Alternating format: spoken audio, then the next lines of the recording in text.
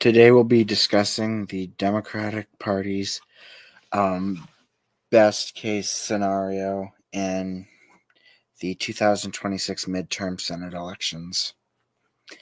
Now, I am including the Democratic Farmer Labor Party, which is aligned with the National Democratic Party but merged with the Farmer Labor Party in Minnesota, where they do have a Senate seat. The Democratic Nonpartisan League, which I do have included on the list that counts, is the Democratic Party of North Dakota. They do not have a Senate election and they do not hold any seats in Congress, but they are technically a part of the National Democratic Party, but they merged with the Nonpartisan League. The independent senators, Senator Sanders and Senator King, he's not running in 2026. Susan Collins, their other senator, is. She's a Republican. Republicans have no cases like that. So, without further ado, let's go on. Starting with Alabama. Now, I think the Democrats could actually pull this off. If it's Jones versus Tuberville again, and people are continue to be fed up with Trump, I could see that happening. Moving on to Alaska, where incumbent Dan Sullivan, last time around, was elected with about 53% of the vote. Mary Pelota, a possible Democratic candidate who has shown that she can win statewide office before. Moving on to Arizona, where they do not have a Senate seat. And then Arkansas, where it would take quite a bit. However,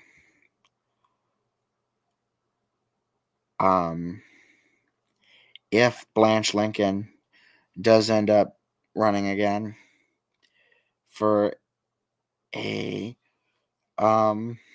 Democratic primary, which she has not said yes and she has not said no to, I could see them flipping it.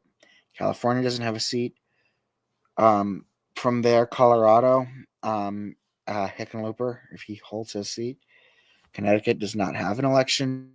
Delaware, incumbent Chris Coons was reelected in 2020. All that needs to happen is he just needs to hold on to a seat. From there, things become interesting, shall we say, in Florida. The state has had a special election when Marco Rubio resigned to following his confirmation as the Secretary of State. And possibly, depending on who the Democratic candidate is, and no one has ever expressed interest for it, if they go against Matt Gaetz, who has said that he is likely to run for it, it's possible they win. Georgia, all that has to happen is incumbent Jon Ossoff has to win.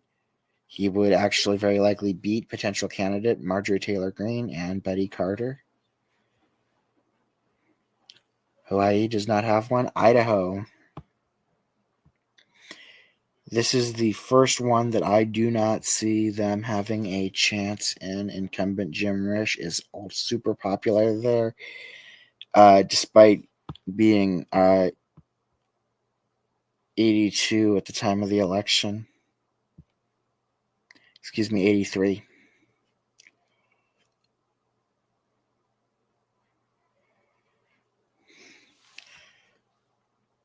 From there, I think Dick Durbin, whether he runs or retires, the only Republican that I could actually say has a chance now is Darren LaHood. Iowa,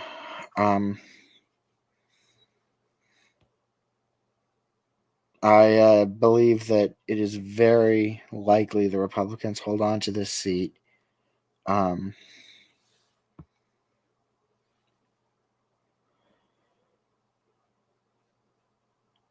But if someone like Bruce Braley runs again, I could see him pulling it off.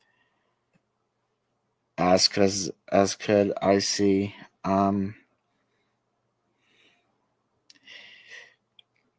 the J.D. Scholten, the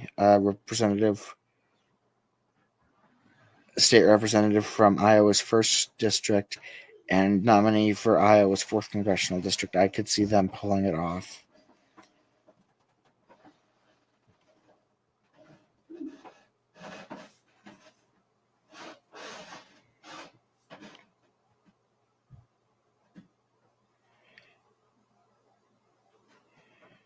From there, in the state of Kansas with their election, I could have said they would have had a shot for a while, but then Laura Kelly said that she would not run for Senate, and therefore I don't see any other possible candidate able to win that seat. In Kentucky, should it be Beshear versus Cameron like it was for the governor's race, I believe Beshear could have a chance. Louisiana, if there is a primary challenge to Cassidy and he has to spend money there, and John Bel Edwards runs unopposed for the Democratic nomination, I believe that Edwards has a small but a chance of winning. Maine.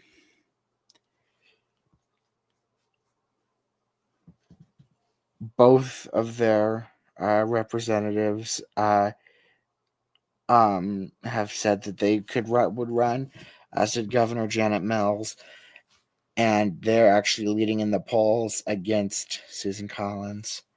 Massachusetts, Ed Markey was reelected in 2020. He would just need to hold on to his seat.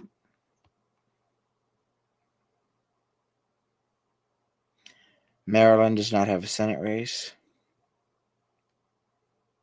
Michigan,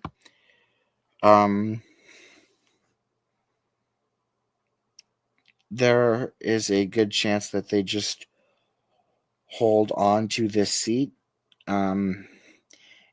Incumbent presidencies do not tend to do well during midterm. So all they need to do is just put up a good candidate again, like they did with Gary Peters. And there are plenty of them. In Minnesota, incumbent Tina Smith is retiring. If it's Flanagan versus White, which it really is looking like it will be, I think Flanagan wins. Same with Angie Craig. In Mississippi, I do not see the Democrats ousting Cindy Hyde-Smith. Montana. Oh, what am I going to do with Montana? If it is Tester versus Daines, Daines wins. Tester doesn't have a chance. If Steve Daines decides to retire, and as of the recording on April 17th, he has not said what his intention is. It is a possibility that if it's Jon Tester versus Governor Greg Gianforte, which he has not said he will not run for Senate, it's a possibility. Nebraska, I think their best case scenario is with Dan Osborne, an independent, who is going up against Pete Ricketts. And that would put Democrats at this point over 50. Again, most of these are long shot Hail Marys.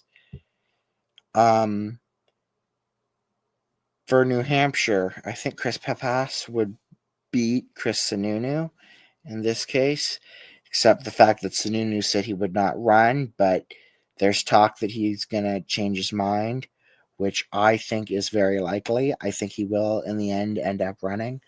And I think in the end, this seat will stay Democratic. New Jersey, two-term Democrat Cory Booker is insanely popular. Just about 3 weeks before this recording, Booker gave a 25-hour speech on the Senate floor. It's very likely he wins re-election. In New Mexico, another state that I think the Democrats could easily keep. I think that Roy Cooper versus Thom Tillis would actually turn out to favor Roy Cooper. And it, not just possible, actually likely there. In Ohio,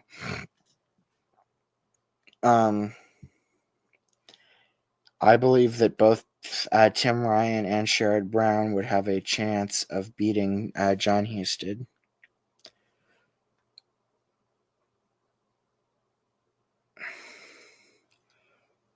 As for Oklahoma, should Kendra Horn run, it may turn into a bit of a issue given Mullen's unpopularity. But in reality, the Democrats have no chance here, even if they manage to pick up all the ones already included. And that involves Alabama, Arkansas, Iowa, Alaska, ones that I think that they have hardly any chance of getting. I don't think they win Oklahoma. I looked at Texas twice. Oregon, incumbent Jeff Merkley, three-term Democrat, very popular in the state. I say they can keep it in their best case scenario. Rhode Island, Jack Reed, same scenario.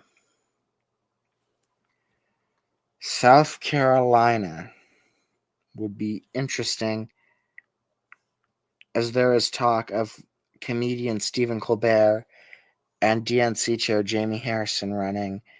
And I think if they poured quite a bit of money into it, it could actually happen.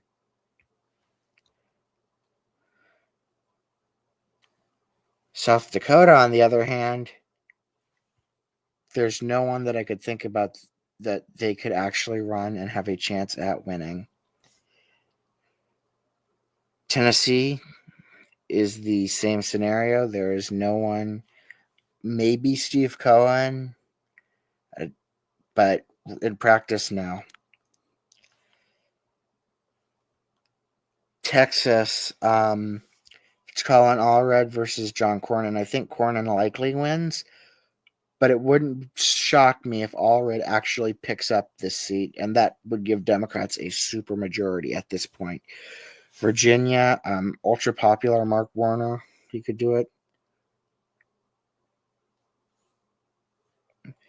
As for West Virginia, Joe Manchin, an independent, has not ruled out a possible return. He is an independent. Again, he is an independent, so technically, him and Osborne and Sanders and King would all be independents, but it's not unheard of. Wyoming, the Democrats picking that off would be unheard of. So overall, the Democrats' best case scenario for the Senate is holding 57 seats, a Democratic farmer labor seat in Minnesota, an independent in Maine, an independent in Vermont, an independent in Nebraska, and an independent in West Virginia. I will do the same thing with the Republicans.